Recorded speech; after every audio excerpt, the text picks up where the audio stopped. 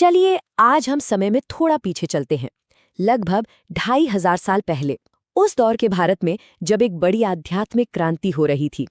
कमाल की बात यह है कि एक ही समय में और करीब करीब एक ही जगह से दो ऐसे महान विचार निकले जिन्होंने न सिर्फ भारत बल्कि पूरी दुनिया को एक नई राह दिखाई। ये थे बौद्ध धर्म और जैन धर्म। अब सवाल ये उठता है कि क्या ये सिर्फ एक इत्तेफाक था?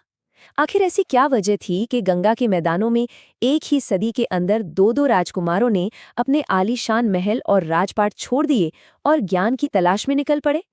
इस सवाल का जवाब हमें उस दौर के समाज में चल रही उथल-पुथल में मिलता है।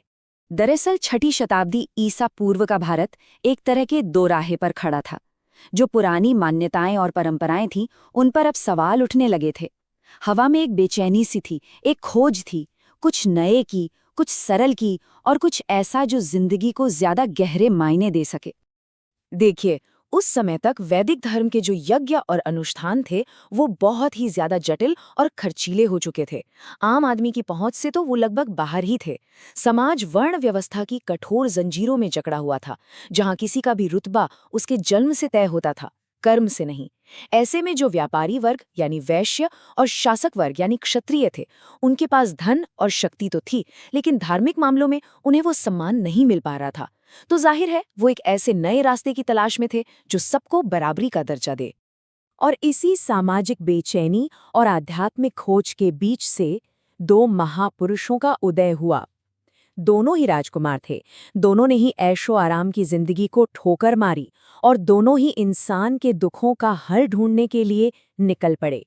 इन दोनों की जीवन यात्राओं में गजब की समानताएं हैं, है ना? सिद्धार्थ गौतम जो आगे चल के बुद्ध कहलाए और वर्धमान जो महावीर बने, दोनों ही क्षत्रिय कुल से थे। दोनों ने लगभग एक ही उम्र में घर परिवार और राजपाट का त्याग किया। दोनों ने सालों तक कठोर तपस्या की और आखिरकार दोनों को ही परम ज्ञान की प्राप्ति हुई। लेकिन, और ये लेकिन बहुत अहम है, उस ज्ञान का सार और उस तक पहुंचने का रास्ता दोनों का थोड़ा अलग था। तो चलिए अब जरा इन दोनों के दर्शन के बीच के बुनियादी फर्क को समझते हैं। इसे ऐसे देखिए, बीमारी तो दोनों ने एक ही पहचानी, इंसान का दुख, लेकिन उसके इलाज के लिए जो दवा बताई वो अलग अलग थी। बुद्ध ने दिखाया मध्यम मार्ग। उन्होंने कहा कि न तो शरीर को बहुत ज्यादा तकलीफ देने की जरूरत है और न ही दुनिया के भोग विलास में पूरी तरह डूब जाने की। उनके हिसाब से हमारे सारे दुखों की जड़ है तृष्णा, यानी हमारी कभी न खत्म होने वाली इच्छाएं। अगर इन इच्छाओं पर काबू पा लिया तो दुख अपने आप खत्म हो जाएगा। वहीं दूसरी तरफ महावीर ने आत्मशुद्धि के लिए कठोर तपस्या और त्याग का रास्ता सुझाया। उन्होंने अपनी इंद्रियों पर पूरी तरह से नियंत्रण रखने और अहिंसा पर सबसे ज्यादा जोर दिया। मतलब मन, वचन या कर्म से किसी भी जीवित प्राणी को कोई चोट न पहुंचाना। अब देखिए, दोनों धर्मों की मंजिल एक ही है, इस जन्म मृत्यु के चक्र से मुक्ति पाना। लेकिन इसे नाम अलग अलग दिए गए हैं और मायने भी थोड़े अलग हैं। बौद्ध धर्म में इसे निर्वाण कहते हैं, जिसका शाब्दिक अर्थ होता है बुझ जाना। किस चीज का बुझ जाना? इच्छाओं और दुखों की आग का पूरी तरह से शांत हो जाना। वहीं जैन धर्म में इसी मंजिल को कैवल्य कहा गया है। कैवल्य यानी वो अवस्था जब आत्मा अपने सारे कर्मों के बंधनों को काटकर सिर्फ शुद्ध ज्ञान के प्रकाश में स्थित हो जाती है, पूरी तरह मुक्त, पूरी तरह सर्वज्ञ। तो अब सवाल ये है कि निर्वाण तक पहुंचा कैसे जाए। इसके लिए बुद्ध ने एक बहुत ही प्रैक्टिकल, एक कदम दर कदम गाइड दी, जिसे अष्टांगिक मार्ग कहते हैं। ये सिर्फ 8 नियम नहीं है, बल्कि ये सही तरीके से जीवन जीने का एक पूरा नजरिया है।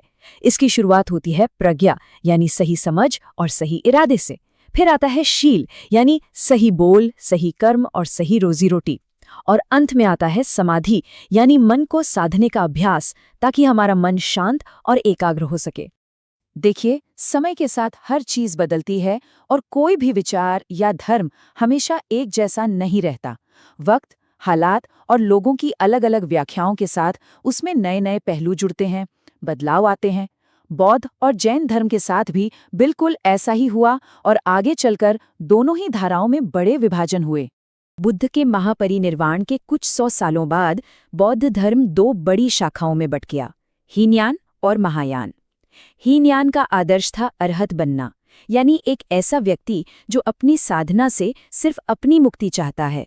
वहीं महायान ने बोधिसत्व का एक बहुत ही सुंदर आदर्श सामने रखा। बोधिसत्व वो है जो खुद ज्ञान पाकर निर्वाण के दरवाजे पर पहुंचकर भी अंदर नहीं जाता, बल्कि रुक जाता है, ताकि वो दुनिया के हर एक प्राणी को दुखों से पार लगाने में मदद कर सके। इसी के साथ बुद्ध को देखने का नजरिया भी बदला। हीनयान उन्हें एक महान गुरु मानता था, तो महायान में वे एक दिव्य उद्धारकर्ता बन गए। अब जैन धर्म में जो बंटवारा हुआ, उसकी कहानी एक बड़ी ऐतिहासिक घटना से जुड़ी है। हुआ ये कि महावीर के लगभग 200 साल बाद मगध में एक बहुत ही भयंकर अकाल पड़ा, जो 1-2 साल नहीं, पूरे 12 सालों तक चला। तब जैन संघ का एक हिस्सा आचार्य भद्रबाहु के साथ दक्षिण भारत की ओर चला गया, जबकि बाकी लोग स्थूलभद्र के नेतृत्व में मगध में ही रुके रहे।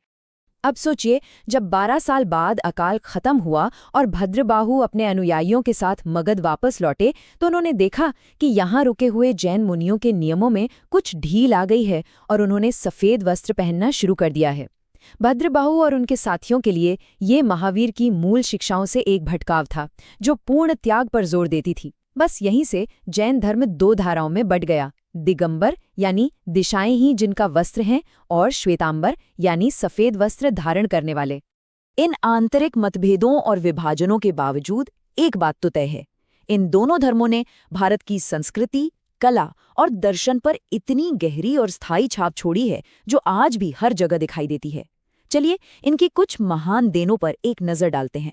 क्या आप जानते हैं कि इतिहास में पहली बार किसी इंसान की मूर्ति बनाकर उसकी पूजा करने की शुरुआत बौद्ध धर्म से ही हुई थी? बुद्ध और तीर्थंकरों की मूर्तियों ने भारतीय कला को एक नया आयाम दिया। पत्थरों को काटकर बनाए गए विशाल स्तूप, प्रार्थना के लिए चैत्य और भिक्षुओं के रहने के लिए विहार आज भी वास्तुकला के बेजोड़ नमूने माने जाते हैं। और शिक्षा के क्षेत्र में तो इनका योगदान अतुलनीय है। नालंदा और तक्षशिला जैसे विश्वविद्यालयों ने ज्ञान का ऐसा प्रकाश फैलाया कि दुनिया भर से छात्र यहाँ ज्ञान पाने के लिए खींचे चले आते थे। लेकिन अगर इन सभी महान योगदानों में से किसी एक को चुनना हो, तो वो शायद अहिंसा का विचार होगा। खास तौर पर जैन धर्म ने जिस गहराई से अहिंसा को अपने दर्शन का केंद्र बनाया, उसने पूरे भारतीय समाज की सोच को बदल कर रख दिया। इसका असर सिर्फ नैतिकता पर नहीं पड़ा, अर्थव्यवस्था पर भी पड़ा। जब पशुओं की हत्या पर रोक लगी, तो देश का पशुधन बढ़ा, जिससे खेतीबाड़ी को और भी मजबूती मिली। और यहीं पर हम एक अहम सवाल के साथ आपको छोड़ जाते हैं। आज की इस भाग दौड़ और संघर्ष से भरी दुनिया में अहिंसा का ये 2500 साल पुराना विचार कितना प्रासंगिक है, कितना मायने रखता है? क्या ये सिर्फ इतिहास की किताबों में पढ़ने लायक एक फलसफा है, या आज भी हमारी व्यक्तिगत और सामाजिक समस्याओं का कोई हल इसमें छिपा हो सकता है? ये वो सवाल है जो इन प्राचीन धर्मों को आज भी हमारे लिए जिंदा और जरूरी बनाए हुए है।